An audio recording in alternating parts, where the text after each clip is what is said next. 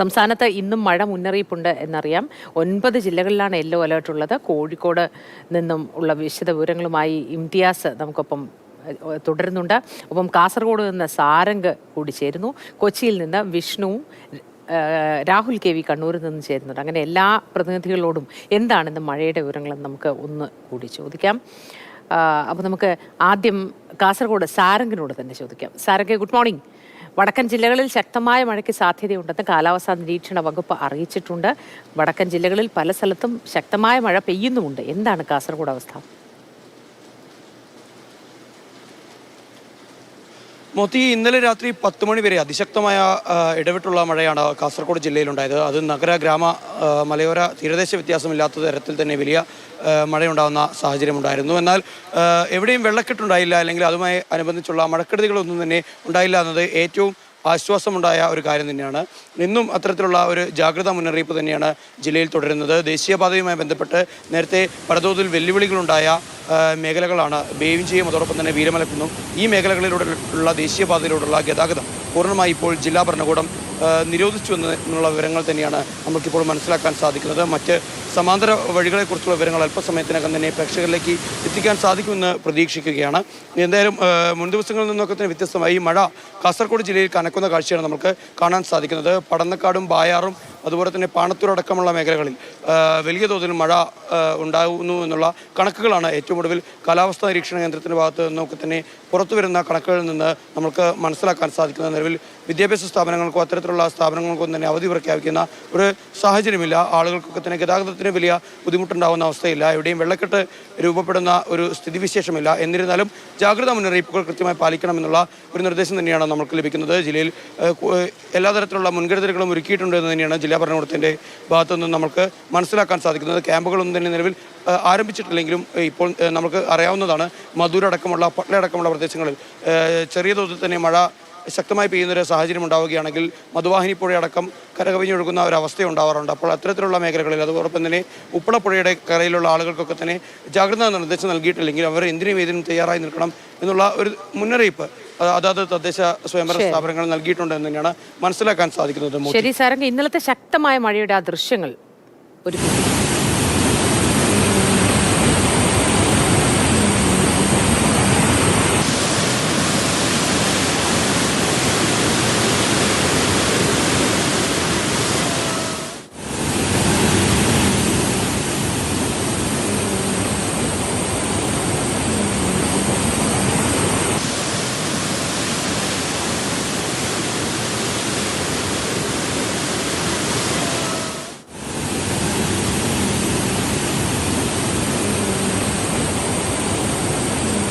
Rahul K V കൂടി കണ്ണൂരിൽ നിന്നും വിശദവിവരങ്ങളുമായി നമുക്കൊപ്പം ചേരുന്നുണ്ട്. Rahul, good morning. രാവിലെ ശക്തമായ മഴയുണ്ടോ അവിടെ? ഉളിക്കൽ വയത്തൂർ പാലത്തിൽ വാഹനം ഒഴുക്കിൽപ്പെട്ടു എന്നൊരു വിവരം നമുക്ക് ലഭ്യമാണല്ലോ. എന്താണ് വിശദവിവരങ്ങൾ?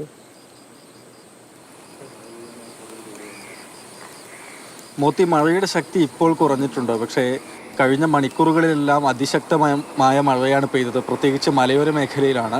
വയത്തൂർ പാലത്തിന് മുകളിലൂടെ വെള്ളം ശക്തമായി ഒഴുകുകയായിരുന്നു. ഈ സമയത്താണ് അപകടമുണ്ടായത്. പുലർച്ചെ 4 മണിയോടുകൂടിയാണ് പരിയാരത്ത് നിന്ന്, അതായത് ആശുപത്രിയിൽ പോയി വീട്ടിലേക്ക് തിരികെ പോകുന്നവരാണ് അപകടത്തിൽപ്പെട്ടത്. ഓട്ടോ ടാക്സി ആയിരുന്നു. ഇതിൽ 3 പേരാണ് ഉണ്ടായിരുന്നത്. 3 പേരും ഒഴുക്കിൽപ്പെട്ടു. പിന്നീട് ഫയർഫോഴ്സും നാട്ടുകാരും ചേർന്നാണ് രക്ഷാപ്രവർത്തനം നടത്തിയത്.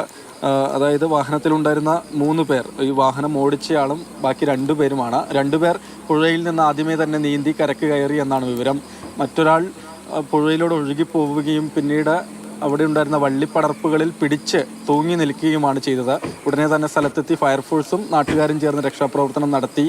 മറ്റു പ്രശ്നങ്ങളൊന്നും തന്നെ ഇല്ല. അദ്ദേഹത്തെ ഇരിട്ടിയിലുള്ള ആശുപത്രിയിലേക്ക് മാറ്റുകയും ചെയ്തിട്ടുണ്ട്. പിന്നീട് മഴയുടെ പൊതുസ്ഥിതി പരിശോധിച്ചാൽ ഇപ്പോൾ ഏതായാലും മഴയുടെ ശക്തി കുറഞ്ഞിട്ടുണ്ടെങ്കിലും മൂടിക്കെട്ടി നിൽക്കുന്ന അന്തരീക്ഷം എപ്പോൾ വേണമെങ്കിലും കനത്ത മഴ പെയ്യാം എന്നുള്ളത് തന്നെയാണ് സാഹചര്യം നിലവിൽ കണ്ണൂർ ജില്ലയിൽ എല്ലായിടത്തും തന്നെ. അതായത് മലയോര മേഖലയിലാണെങ്കിലും നഗരത്തിലേക്ക് വന്നാലും ഒക്കെ തന്നെ ഉള്ളത് എന്നതാണ്. ജാഗ്രത പുലർത്തണം ജനങ്ങൾ എന്ന് തന്നെ ദുരന്ത നിവാരണ അതോറിറ്റി മുന്നറിയിപ്പ് നൽകിയിട്ടുണ്ട്. ജാഗ്രത പുലർത്തണം, മുന്നറിയിപ്പ് നൽകിയാലും ഇല്ലെങ്കിലും ആ ദൃശ്യങ്ങൾ നമുക്ക് ഒരിക്കൽ കൂടി കാണാം. വയത്തൂർ പാലത്തിന് മുകളിലൂടെ അതിശക്തമായി വെള്ളം കുത്തിയൊലിച്ചു പോകുന്നത് കാണാം.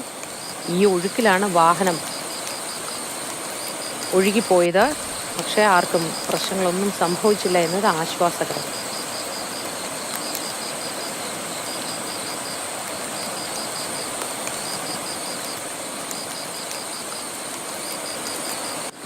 ഇനി നമുക്ക് കൊച്ചിയിൽ നിന്നും വിഷ്ണു കൂടി വിവരങ്ങളുമായി ചേരുന്നു. Vishnu, good morning. കൊച്ചിയിൽ മഴയുണ്ടോ?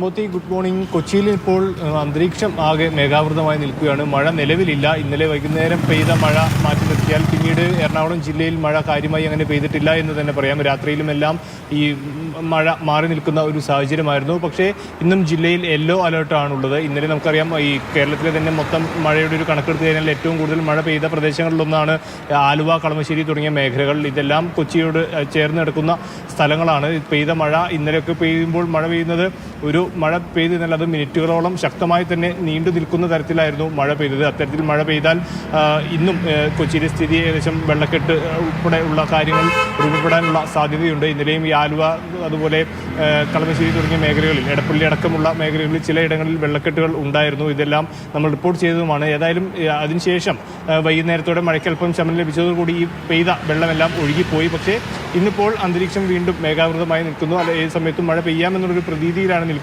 മഴ പെയ്യുന്ന മഴയ്ക്കെല്ലാം വളരെ ശക്തമായി തന്നെയാണ് മഴ പെയ്യുന്നതും. അതുപോലെ കിഴക്കൻ മേഖലയിൽ അടക്കം മഴ ഇന്നിപ്പോൾ മാറി നിൽക്കുന്ന ഒരു സാഹചര്യമാണ് നമുക്ക് ലഭ്യമാകുന്ന റിപ്പോർട്ടുകൾ പ്രകാരം. കോതമംഗലം പോലുള്ള മേഖലകളിൽ കാടുകളിലെല്ലാം മഴ പെയ്തു കഴിഞ്ഞാൽ അതും ഒരുപക്ഷെ ആ ജലമെല്ലാം ഒഴുകി ഡാമുകളിലേക്കും അതുപോലെ പെരിയാർ അടക്കമുള്ള നദികളിലേക്കും എല്ലാം എത്താനുള്ളൊരു സാധ്യതയുണ്ട്. ഏതായാലും നിലവിൽ കൊച്ചിയിൽ മഴയില്ല എന്നുള്ളത് ആശ്വാസകരമായ കാര്യമാണ്. അതുപോലെ ഇന്നലെ പെയ്ത മഴയിലും മറ്റു നാശനഷ്ടങ്ങളൊന്നും ഇതുവരെ റിപ്പോർട്ട് ചെയ്തിട്ടില്ല. വലിയ രീതിയിലുള്ള ആളപായങ്ങളോ അല്ലെങ്കിൽ ഒരു വീടുകൾക്കുള്ള കേടുപാടുകളോ അത്തരം കാര്യങ്ങളൊന്നും റിപ്പോർട്ട് ചെയ്തിട്ടില്ല. കാര്യമായിട്ടുള്ള കാറ്റും ഉണ്ടായിരുന്നില്ല. അതെല്ലാം ആശ്വാസകരമായ കാര്യം തന്നെയാണ്. മോത്തി, ശരി.